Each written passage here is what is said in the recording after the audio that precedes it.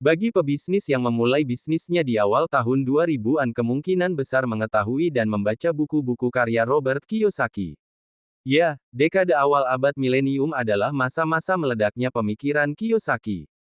Buku-buku seperti Rich Dad Poor Dad, The Cash Flow Quadrant, Rich Dad's Guide to Investing dan yang lainnya laris manis bukan hanya di Amerika, tetapi juga di Indonesia.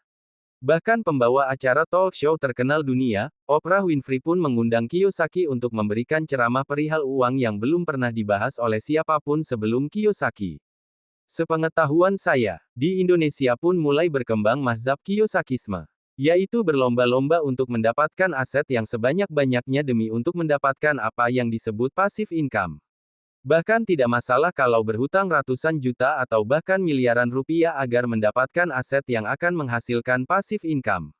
Demikian pemikiran singkatnya. Sebenarnya inti dari ajaran Robert Kiyosaki tidak terlalu buruk.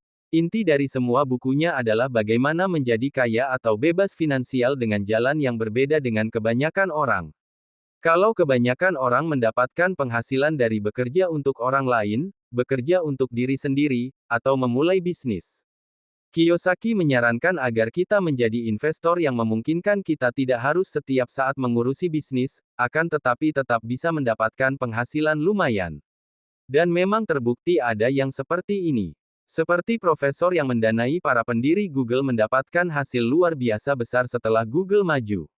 Tapi setahu saya, kasus yang seperti ini di Indonesia tidak terlalu banyak. Kalau di Amerika mungkin banyak. Di Indonesia, orang yang mendapatkan passive income adalah orang seperti pemilik kontrakan atau tempat kos, pemilik sawah hektaran, penulis yang mendapatkan royalti dan yang lainnya. Sebenarnya kalau dipahami secara wajar, pemikiran Kiyosaki ada benarnya juga. Siapa sih yang tidak ingin, walau ongkang-ongkang kaki, kita tetap mendapatkan penghasilan? Yang menjadi masalah adalah ketika menerapkan pemikirannya secara mentah-mentah. Berhutang ratusan juta atau miliaran rupiah untuk membeli properti. Dan berharap akan mendapatkan passive income secara berkala dari properti itu. Tetapi kenyataan di lapangan boleh jadi tidak semulus itu. Anda pasti ingat kasus Purdi Chandra yang terseret hutang miliaran rupiah. Beliau setahu saya sangat mengidolakan Kiyosaki. Atau Kiyosaki sendiri. Mengaku kaya, tapi setelah kalah di pengadilan dan diharuskan membayar kira-kira 12 juta dolar, dia menyatakan pailit. Katanya kaya Om Robert. Oleh sebab itu, diperlukan akal sehat dan pertimbangan ketika melakukan sesuatu. Semoga dengan itu, kita mendapatkan hasil yang terbaik.